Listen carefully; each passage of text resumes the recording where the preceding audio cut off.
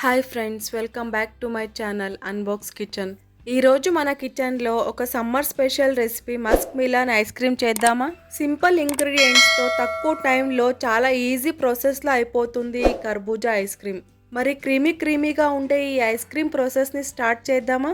ముందుగా దీనికోసం ఒక 10 జీడిపప్పు, 6 నుంచి 8 బాదం పప్పుని ఒక గంట సేపు నానబెట్టండి. ఈ డ్రై ఫ్రూట్స్ నానేలోపు మనం స్టవ్ మీద ఒక ప్యాన్ పెట్టుకొని అందులోకి 1/2 లీటర్ పాలు వేసుకొని బాగా మరిగించుకోవాలి.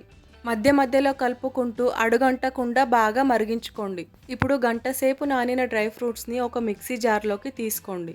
మంచి ఫ్లేవర్ కోసం 1/2 టీ స్పూన్ యాలకుల పొడి, అలాగే 1 టేబుల్ స్పూన్ క్రీమ్ని కూడా వేసుకోండి. తర్వాత మరుగుతున్న పాలల్లోంచి 1/2 కప్పు దాకా పాలను తీసుకొని ఈ మిక్సీ జార్లో వేసుకొని స్మూత్గా బ్లెండ్ చేసుకోండి. ఈ మిక్చర్ అనేది థిక్ కన్సిస్టెన్సీలో ఉండాలి. అప్పుడే మనం చేసే ఐస్ క్రీమ్ క్రీమీగా మంచి టెక్స్చర్తో వస్తుంది. ఇప్పుడు ఈ పాలు హాఫ్కి రెడ్యూస్ అయ్యి ఇలా థిక్గా క్రీమీగా అవ్వాలి. ఇలా సగానికి మరిగిన పాలలోకి మనం బ్లెండ్ చేసి పెట్టుకున్న పేస్ట్ని వేసుకొని ఇంకో 5-10 నిమిషాలు బాగా మరిగించుకోండి. ఈ మిక్చర్ థిక్ కన్సిస్టెన్సీలోకి వచ్చాక చల్లారనివ్వండి. ఇప్పుడు బాగా పండిన ఒక కర్బూజా పండును తీసుకొని పైన ఒక లేయర్లా కట్ చేసుకోండి. ఇప్పుడు ఈ కర్బూజా పండులో ఉన్న సీడ్స్ అన్నీ తీసి పక్కన పెట్టండి. ఇలా సీడ్స్ అన్నీ తీసాక ఈ కర్బూజా పండు లోపల ఉన్న పల్ప్ని కూడా సపరేట్ చేయండి. ఒక స్పూన్ తీసుకొని లోపల అంతా కొంచెం కూడా ఉండకుండా నీట్గా పల్ప్ అంతా తీసేయండి. ఇలా పల్ప్ని సపరేట్ చేసే ప్రాసెస్లో కర్బూజాని ఎక్కడా కట్ అవ్వకుండా చూసుకోండి. పల్ప్ అంతా నీట్గా తీసాక కర్బూజాని ఇలా హాలోగా తయారు చేసుకోండి.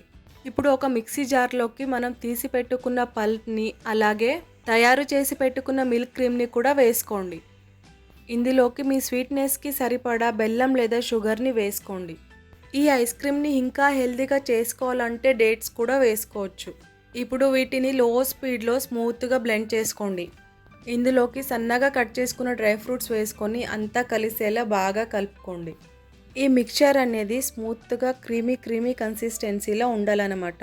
అప్పుడు ఐస్ క్రీమ్ టెక్స్చర్ అనేది బాగా వస్తుంది. ఇప్పుడు ఈ ఐస్ క్రీమ్ మిక్చర్ని హాలోగా చేసి పెట్టుకున్న మస్క్ మిలాన్లోకి వేసుకోండి. పైన డ్రై ఫ్రూట్స్ వేసి గార్నిష్ చేసుకొని నైట్ అంతా ఫ్రీజ్ చేసుకుంటే క్రీమీ ఐస్ క్రీమ్ రెడీ. ఫ్రీజర్లో నుంచి తీసిన ఈ ఐస్ క్రీమ్ని ఒక 5-10 నిమిషాలు బయట పెట్టి స్లైసెస్గా కట్ చేసుకొని సర్వ్ చేసేసుకోవడమే. మరి ఈ ఈజీగా ఉండే ఐస్ క్రీమ్ని మీరు కూడా ట్రై చేస్తారా? ట్రై చేశాక ఎలా వచ్చిందో నాకు కామెంట్ చేయండి. వీడియో నచ్చితే లైక్ చేసి షేర్ చేయండి. ఇంకా ఇలాంటి రెసిపీస్ కోసం అన్బాక్స్ కిచెన్ ఛానల్ని సబ్స్క్రైబ్ చేసుకోండి.